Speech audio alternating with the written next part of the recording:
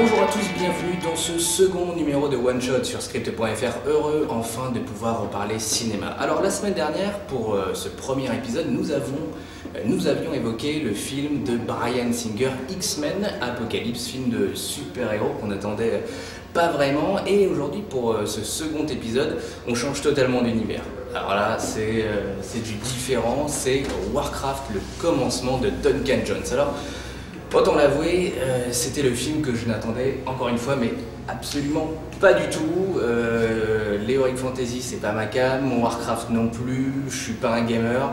C'est plus le cas peut-être, messieurs. Ouais. Samy et Pierre, bonjour, comment ça va? Ça va, très bien. Il est très heureux. Ouais, très heureux. Il sort de la projection. Ouais. Ouais, je suis très content, oui. Le film, moi par contre, je l'attendais pour plusieurs raisons. Premièrement, Warcraft Blizzard, éditeur très connu de jeux vidéo, l'un des rares éditeurs qui n'a pas baissé sa cote auprès des joueurs, qui respecte encore ses jeux et qui respecte aussi l'univers autour de ses jeux. Du coup, moi je l'attendais pour ça, et aussi parce que un film de jeux vidéo, voilà, le dernier film de jeux vidéo que j'ai vu, c'était quoi le dernier film que j'ai vu? C'était Tomb Raider. Non, même pas, c'était Street Fighter 4, la légende de Chun-Li. C'est beau. Avec l'actrice qui jouait Lana Lang dans Smallville. Et Apu de Black Eyed Peas quand même. Et j'ai pleuré. Du coup, non, là j'étais très, très content, très impatient de voir un film qui était vraiment porté, quoi. Pierre, toi, c'est un film que tu attendais? Alors, non, pas spécialement, parce que même si je joue beaucoup, je joue pas trop à Warcraft. J'y ai joué un petit peu, mais du coup, c'est un univers que je connais pas beaucoup. Et j'avais très très peur parce que on a vu par le passé les adaptations de jeux vidéo avaient une espèce de malédiction. C'est vrai. Super Mario. Donc non, j'étais curieux, mais dire que je l'attendais, c'est un peu exagéré. Il y avait une com un peu compliquée sur le film. On a dû attendre. Alors c'est vrai que voilà, le film avait été annoncé, même déjà en 2006, on parlait du projet. Sam Raimi, à un moment donné, a été considéré, a travaillé en tant que réal sur le projet. Bon, après, voilà, ça a déménagé. Finalement, Duncan Jones est arrivé. C'est dommage parce que Sam Raimi, j'aurais bien aimé. Sam Raimi sur l'univers de Raimi. Ouais. Ça aurait fait quelque chose d'assez particulier, mais ça aurait pu être intéressant. Ça aurait pu donner une patte. C'est ça. Bon, je me rappelle que tous les gamers du monde ont eu peur quand Uwe Boll, qu'on appelle le boucher du jeu vidéo, a demandé à avoir les droits d'adaptation de World of Warcraft. Blizzard a dit non. Voilà, tout le monde avait peur parce qu'il y avait des pourparlers, mais bon, ça a été très vite balayé. Et c'est vrai qu'on l'attendait. Mais c'est vrai que depuis quelques mois, là, il y avait quand même une hype générale assez forte depuis qu'il y avait eu les premiers trailers où on voyait les images, la CGI, tout ça qui marchait plutôt bien dans le trailer. Donc c'est vrai qu'il y avait une attente plutôt forte depuis un mois ou deux. Après, c'est une hype en demi-teinte, je trouve, en fait. Comme j'ai dit, je pense que la plupart des gens étaient dans le même cas que moi, c'est-à-dire qu'on est curieux, mais on a peur toujours de ce que ça peut donner. On n'est pas encore habitué. Voilà. Voilà. Bon, en tout cas, le film est enfin sur les écrans. C'est pas dit non plus que ce soit un carton. Est-ce que tu as trouvé le film fidèle à l'univers, toi qui es vraiment joueur? Alors, fidèle, oui. Oui, j'ai trouvé fidèle. Il y a eu beaucoup de clins d'œil, notamment des clins d'œil de Roi Lich. Quand on voit Hurlevent, on se dit ah, c'est Hurlevent, c'est génial. Quand on voit le Kiritor, qu'ils ont gardé les mages avec leurs yeux tout chelous, qui étaient très moches sur la version jeu, avec les yeux illuminés, qui me rappellent un peu le sketch. Parfois, c'est un peu moche aussi. Parfois, ils vont trop loin dans le Kitsune. Ils ont gardé le sort de mouton. Ils ont gardé le sort de mouton. C'est très fun. Ça, c'est génial aussi. Très rigolo. Comme dit Jean-Claude Van Damme, un mouton, et ben ils l'ont gardé. C'est exactement ça. Et non, moi j'étais très content. Warcraft, le film Warcraft est tiré du coup des jeux de stratégie Warcraft, qui sont même tirés en fait un peu de Warhammer plus que de Tolkien. Et oui, j'ai trouvé plutôt fidèle au film. J'étais plutôt fidèle au jeu. Plutôt fidèle au jeu, oui. Plutôt fidèle au jeu et à l'univers en général. Du coup, j'étais plutôt content. Je ne me suis pas senti déçu. Et on ne tombe pas tellement dans le fanservice en fait. Il y a des clins d'œil, mais on ne tombe pas que dans le fanservice. Je suis pas totalement d'accord. Mais on a vu que nos avis étaient très différents. Moi je trouve qu'au contraire, ils essayent vraiment de caser le plus de références possible, que ce soit aux lieux, aux différents peuples, on en voit plein. Et J'ai vraiment l'impression que on essaie d'en montrer le plus possible dans ce film pour satisfaire les fans. Il faut le vendre. Voilà, mais le problème c'est j'ai vraiment l'impression que ce film ne sait pas trop à qui il s'adresse. On essaye de plaire au grand public avec un gros blockbuster, mais en même temps on essaie de caser plein de références pour ceux qui auraient fait les jeux. Et ça m'a un peu dérangé, pour dire vrai, dans ce film. Alors moi tu vois justement, moi qui ne connais absolument pas l'univers, comme je vous le disais c'est un film que j'attendais mais alors absolument pas, les bandes annonces me faisaient ni chaud ni froid, voilà, j'ai vu plein d'artworks, c'était très beau mais il n'y avait rien qui m'excitait, il n'y a pas un casting non plus sur ce film qui fait que j'ai envie de voir cette performance. Je suis pas un fan non plus, même si tu disais que c'est différent du Seigneur des Anneaux, il y a quand même quelques codes qui sont similaires, je suis pas fan du Seigneur des Anneaux, je suis pas fan du Hobbit.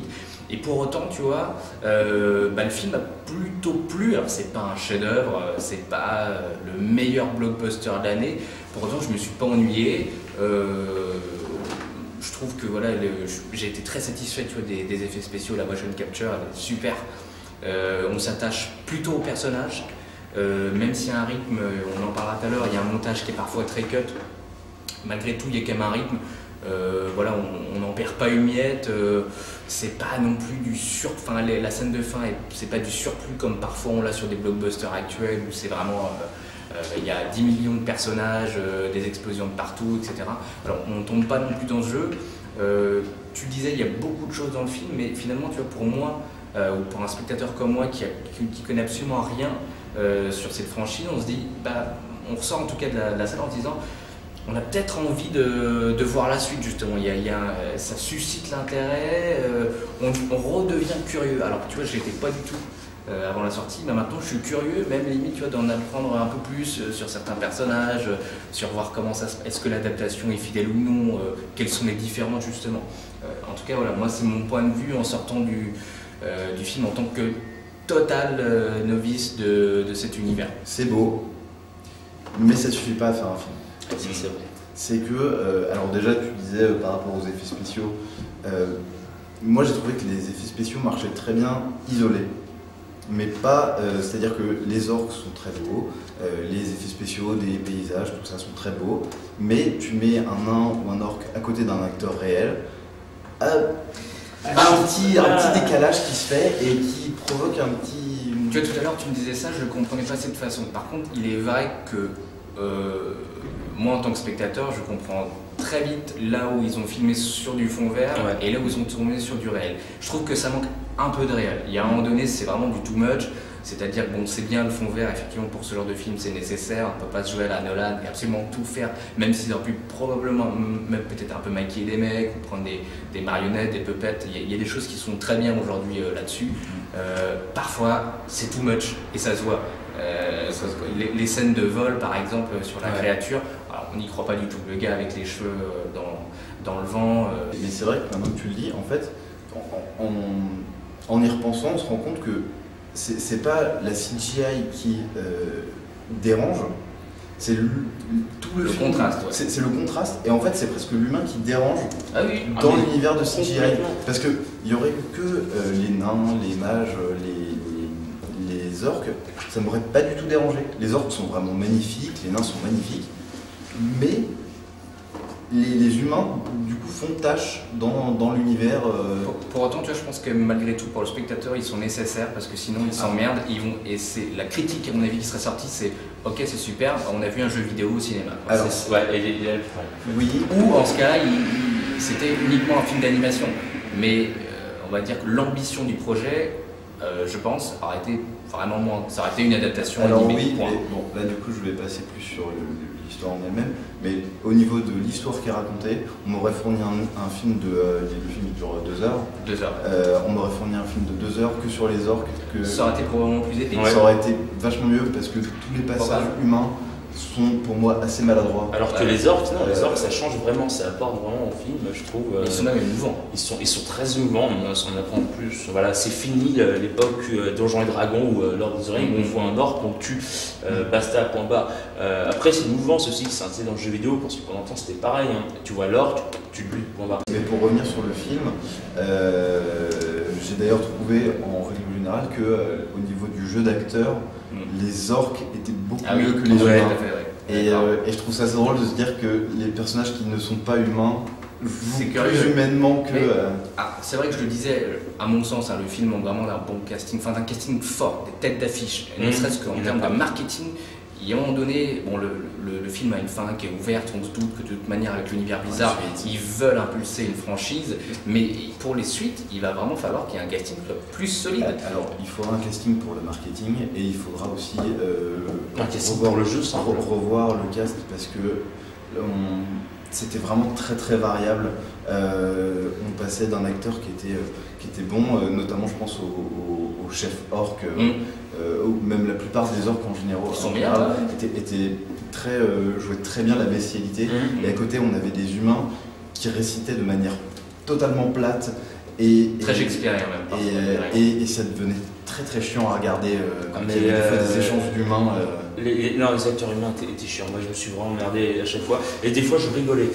L'acteur qui joue Lothar, dont je joue Guilhem, qui n'est pas une grosse tête d'affiche non plus, qui joue Lothar, qui joue le héros humain, en fait, c'était complètement. Des fois, il surjouait, des fois, il sous-jouait. Des fois, il jouait une sorte de personnage qui était en fait un petit peu je m'en foutiste, mais cool. Il se mettait à gueuler. Et surtout, à chaque fois, je me sens qu'il se mettait à chialer pendant tout le film. Et à chaque fois, quand tu regardes ces deux, tu te dis, mais quoi, il est problème avec les impôts, il va se passer quelque chose dans sa vie, il va pleurer. Alors que quand tu vois Durantan, l'orque, tu suis sa vie, tu sais, putain, mais oui, il faut qu'il sauve sa famille, en fait, c'est aussi qu'il sauve ce peuple. C'est aussi que l'orque avait une suite dans le jeu, c'est-à-dire que quand il est calme, il reste calme, et quand il s'énerve, il s'énerve. Voilà. Alors que l'acteur humain avait pas de continuité. Il passait de je récite mon texte de manière complètement plate à je suis très très énervé, à je fais des blagues, et on savait jamais sur quel pied danser avec lui. Il était vraiment... je me perdais dans le fil de ses émotions. Moi, je suis assez curieux de voir en fait comment justement, le peu de personnages qui restent encore vivants. Je suis désolé, mais en fait, il y a une partie des personnages qui meurent à la fin. Ah, c'est Game of Warcraft. Je suis assez curieux de voir comment ils vont évoluer sur la suite, parce que c'est vrai que là, on les découvre, ils sont tout brillants, ils sont tout beaux, même leurs armures sont nickel chrome, à croire que la guerre n'a jamais existé dans leur monde, c'est magnifique. Maintenant qu'ils ont quelques failles, je suis curieux de voir comment ça va évoluer. Peut-être qu'il va y avoir déjà une palette d'émotions qui sera un peu plus travaillée, un peu supérieure, parce que là c'est clair que ça passe vraiment du tout au tout. À un moment donné, ouais, c'est sympa, on se fait la petite réunion, on fait sa stratégie, et puis d'un autre côté, mon fils est en train de clamser, on ne sait pas trop s'il est triste ou pas finalement, bon, il doit se dire wow, ouais, et puis, tant pis, et puis je pense qu'on l'enterre en moi. Alors je pense à cette c'est pas une question, parce que c'est pas une question de scénario, hein, je pense du tout. Parce que le scénario, comme il était offert, il y avait la possibilité d'avoir une palette, une nuance. C'est le psyché des personnages qui est. Le scénario était quand même un peu faible. Ah oui, mais comme tous les. C'est un scénario de blockbuster. À mon sens, c'est pas un scénario qui est moindre qu'un Marvel de chez Disney. On essaye de plaire au plus grand. Alors, je suis d'accord sur le fond, c'est-à-dire qu'un scénario peut être très simple et marcher bien. Le problème, c'est que là, dès l'introduction des personnages, je savais ce qui allait leur arriver.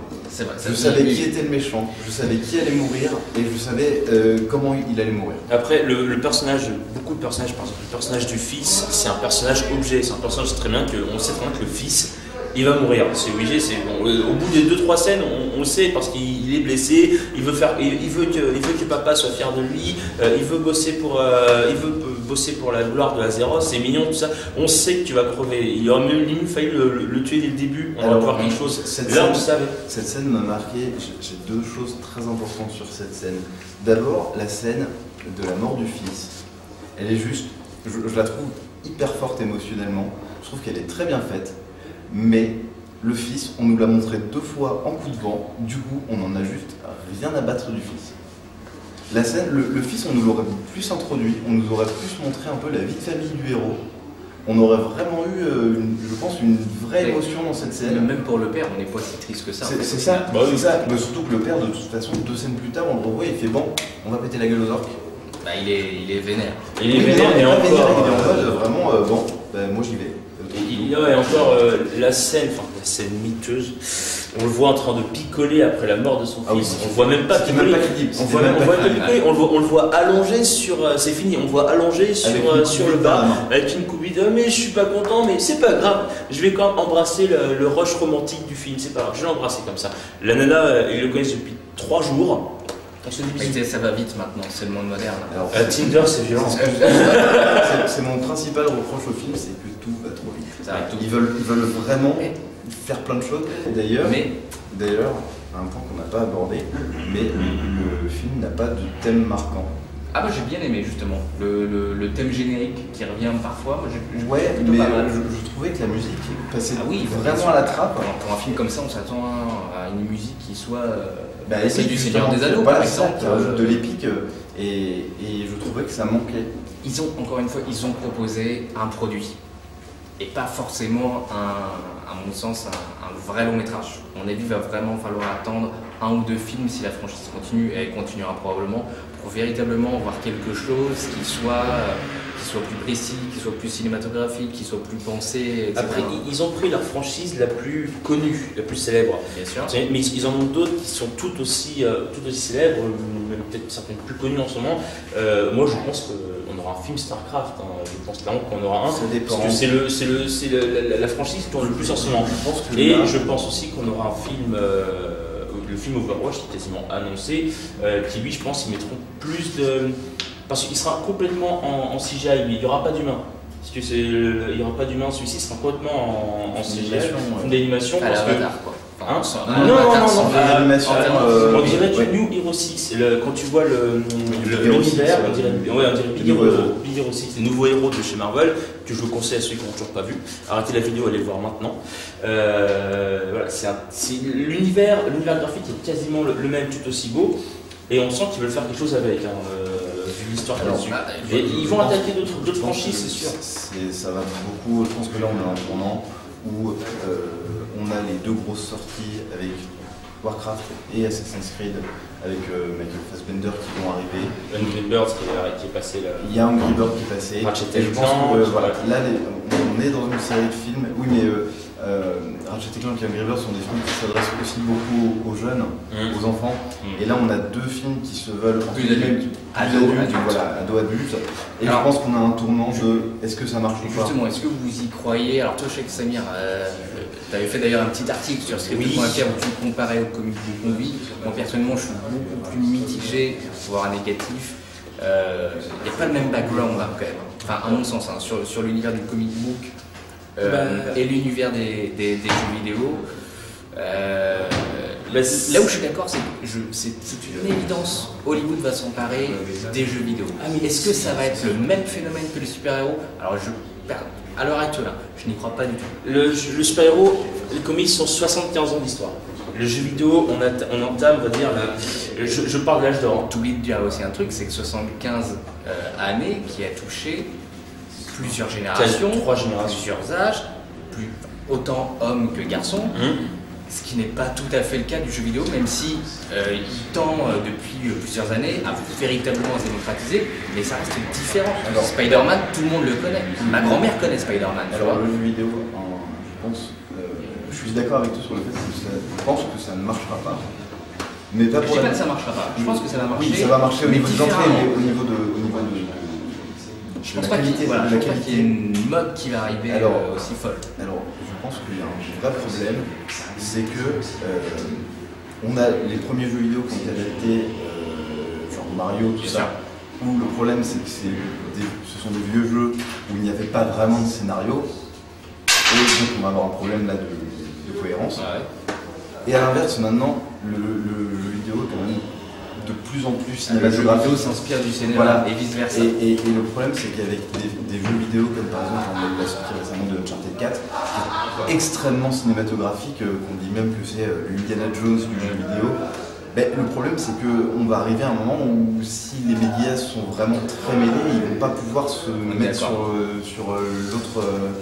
C'est vrai que quand tu regardes certaines cinématiques de jeux vidéo, forcément, de toute manière, certains fans du jeu diront mais attendez, les cinématiques sur le jeu, elle est bien mieux que le film que je viens de voir. Oui, il y a beaucoup de narratifs. Il y a aussi qu'un jeu vidéo. Ce qui n'est pas le cas sur le comic book. Il y a aussi qu'un jeu vidéo, on peut le faire durer 10h, 15h, 20h, justement, et qu'un film, on peut pas... Pour mais parler de ça, je vais reprendre, et ça me fait chier de citer Uwe Boll, qui avait dit dans c'est mon héros, souvent, mais qui avait dit quelque chose de très intéressant en fait dans les commentaires de son film Alone in the Dark, qui disait: adapter un jeu vidéo, en plus d'être casse-gueule, c'est quasiment impossible. Parce que comment veux-tu faire tenir une histoire qui dure sur 16, 30, 40 heures en l'espace de 2 heures de film?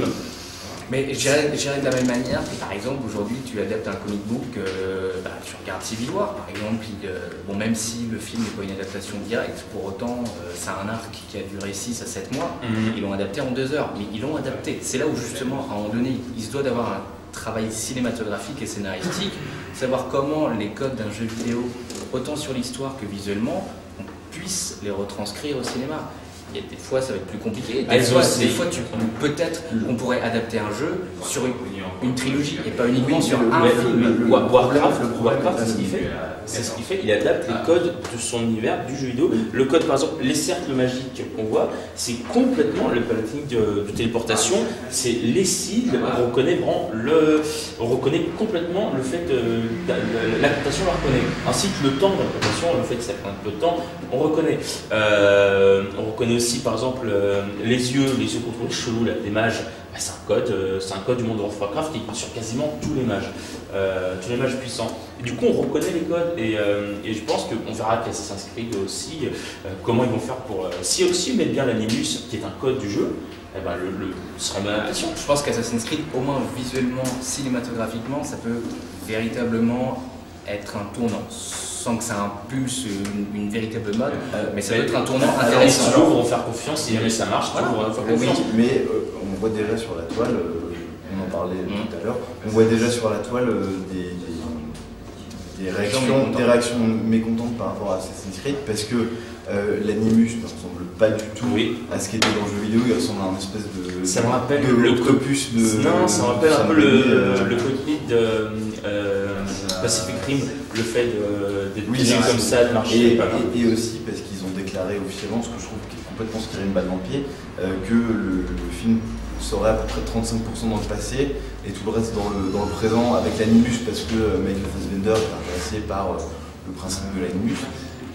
Oui, mais ça, est-ce que ça va payer de faire quelque chose avec attendons, il y a des pré-retours, enfin comme ça, des pré-avis qui ont été faits sur les films, des gros films précédemment, et puis finalement, le jour de la sortie, que ce soit les critiques ou les spectateurs, ça a surpris tout le monde.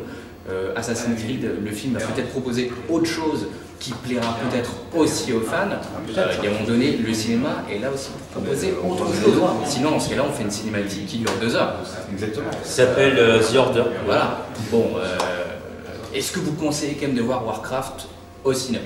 Oui. Moi, non. Moi, je le... Pas du tout. Pas du tout. Alors, je l'ai dit.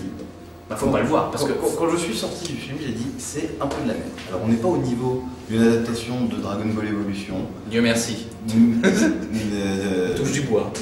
Ouais, le bois. Il n'y a pas de bois. Mais pour moi c'est une bonne adaptation, mais c'est un mauvais film. Samir, moi je le conseille parce que pour moi ça peut être la pierre angulaire d'une nouvelle bâtisse du jeu vidéo au cinéma, du film de qualité. Il peut être je pense qu'il peut être le Blade des jeux vidéo, voilà, parce que avant d'avoir Blade on a eu plein de films catastrophes. Après aussi, après aussi, plus après qu'avant. Mais il tentait plus. Là, pour l'instant, on a quand même des adaptations qui sortaient limite en direct ou DVD et qui étaient vraiment mauvaises. Là, non. Là, il y a eu du soin qui a été apporté à la réalisation, la narration et le scénario. Oui, ils auraient besoin qu'on retravaille dessus, pas de souci. Peut-être penser à changer un peu les codes de ce qu'ils avaient mis, penser plus Warcraft que Seigneur des Anneaux, parce que la présentation de lui de Hurlevent c'est Minas Tirith. Voilà. Peut-être proposer quelque chose de nouveau, mais ils le feront après. On n'a pas eu un Dark Knight tout de suite, on n'a pas eu un Batman vs Superman tout de suite, on n'a pas eu les frères Russo sont pas arrivés directement. Non, je pense qu'on peut attendre de bons films. Moi je vous conseille de voir le film, enfin en tout cas si vous avez cette envie de découvrir le film, allez au cinéma. Achetez pas un DVD, n'allez pas le voir en streaming ou je sais pas quoi. Vraiment, c'est un film qui est fait pour le cinéma, les effets spéciaux sont plutôt bluffants. Encore une fois, si vous ne connaissez pas l'univers et vous êtes curieux, je pense pas que vous allez vous ennuyer. Il y a quand même beaucoup d'action. Encore une fois, voilà, moi c'est pas ma cam et je me suis pas emmerdé. Je suis même plutôt excité de voir les suites et potentiels spin-off qui sortira. Mais allez le voir vraiment au cinéma, ça vaut le coup, au moins visuellement. Après l'histoire c'est pas fou, mais comme tellement finalement de blockbusters, on n'est plus étonné du tout de ça. Une bonne histoire si c'est bien réalisé. Voilà, non mais ça fait partie aussi voilà, du plaisir du cinéma parfois. Merci à tous de nous avoir suivis. Merci messieurs. Mais à toi. Du coup, on se voit la semaine prochaine. On se voit la semaine prochaine pour Alice 2. Voilà. N'hésitez pas à nous suivre sur Facebook, sur script.fr aussi et n'hésitez pas à vous abonner sur notre page YouTube. À très bientôt. Salut, ciao.